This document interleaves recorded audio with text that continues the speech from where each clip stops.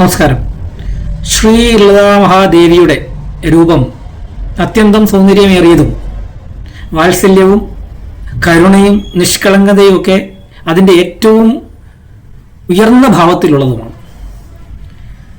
നമ്മൾ ഭഗവതിയെ ആശ്രയിക്കുന്ന സമയത്ത് കൃത്യമായി ആ ഭാവത്തിലും രൂപത്തിലും തന്നെ വേണം നമ്മൾ ഭഗവതിയെ ചിന്തിക്കുവാൻ. അങ്ങനെ ഇരിക്കുമ്പോഴാണ് പശുലോക ഭയങ്കരി എന്നുള്ള നാമം 482 നാമത്തെക്കുറിച്ച് ചിന്തിക്കേണ്ടത്. പശുലോക ഭയങ്കരി, പശു ലോക ഭയം കരി, ഇങ്ങനെ വേണമെങ്കിൽ ആ വാക്കിനെ പിരിച്ചു പറയാം.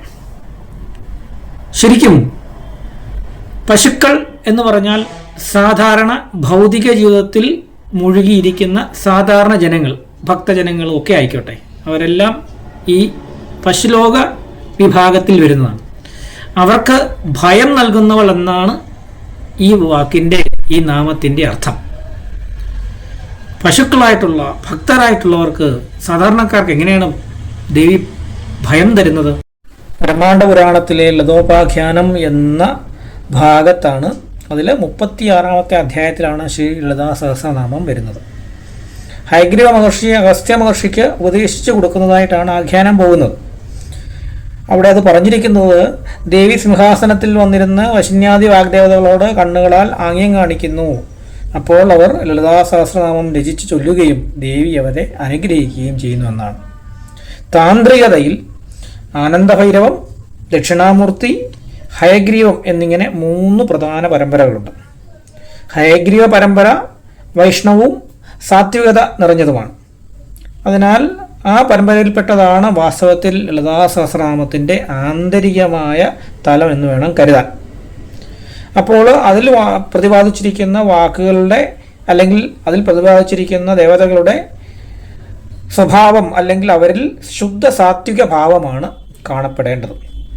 അതുകൊണ്ട് തന്നെ കഠിനത, ക്രൂരത, ഭീകരത അങ്ങനെയുള്ള കാര്യങ്ങളൊന്നും അതിൽ മുഴച്ചു കാണിക്കുന്നത് ഒരിക്കലും തീർച്ചയായിട്ടുള്ള കാര്യമല്ല. വിഭ്രാന്തി ഉണ്ടാക്കുന്ന ഭയമുണ്ടാക്കുന്ന നമുക്ക് ആന്തരികമായി നമ്മുടെ ഭാവത്തെ മോശമായ നെഗറ്റീവ് തലത്തിലേക്ക് പോകുന്ന യാതൊരു അർത്ഥസങ്കല്പങ്ങളോ ഒന്നുമോ ലളിതാ സഹസ്രനാമത്തിൽ ഉണ്ടായിക്കൂടാ എന്നുള്ളത് പ്രധാനമാണ്. കാരണം അതിലെ പ്രധാന ദേവതയായിട്ടുള്ള ഭഗവതി സാത്വിക രൂപത്തിൻ്റെ പരമകോടിയിൽ നിൽക്കുന്നവളാണ്.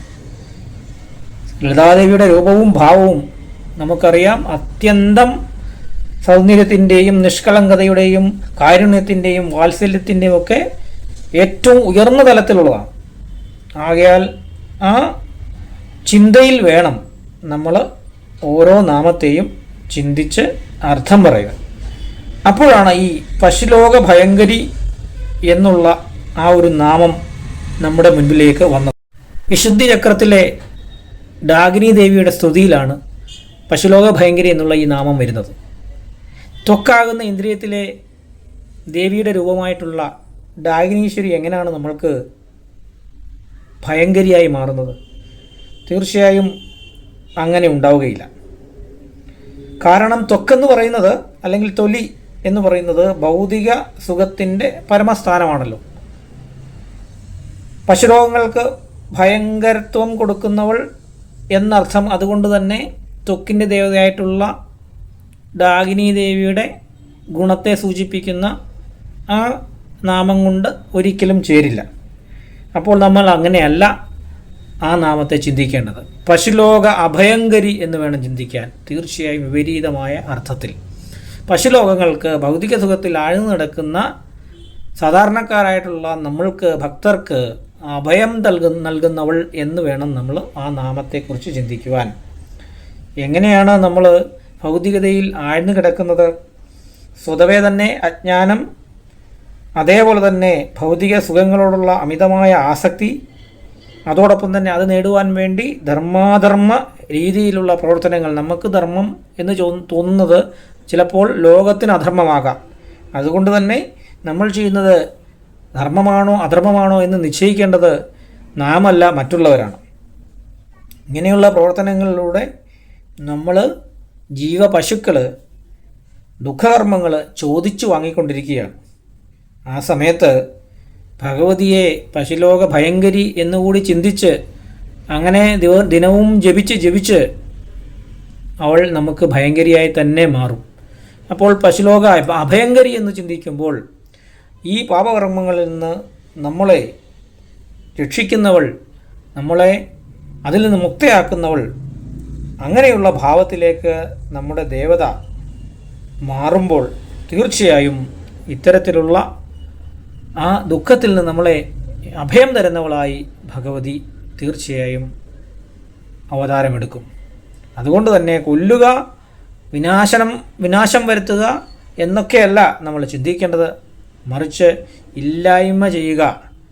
പശുലോകത്തെ സ്വഭാവങ്ങളുടെ ഇല്ലായ്മ ചെയ്യുന്നവളാണ് ജ്ഞാനസ്വരൂപിണിയായ ലളിത എന്ന് ചിന്തിക്കുമ്പോൾ ശുദ്ധ സാത്വികയായിട്ടുള്ള ജ്ഞാനസ്വരൂപിണിയായിട്ടുള്ള കരുണാമയായിട്ടുള്ള ഭഗവതി നമുക്ക് അഭയംകരിയായി തന്നെ മാറും. അപ്പോൾ പശുലോക ഭയങ്കരിയല്ല, പശുലോക അഭയംകരിയാണ് ഭഗവതി എന്ന് നാം തീർച്ചപ്പെടുത്തുക. നമസ്കാരം.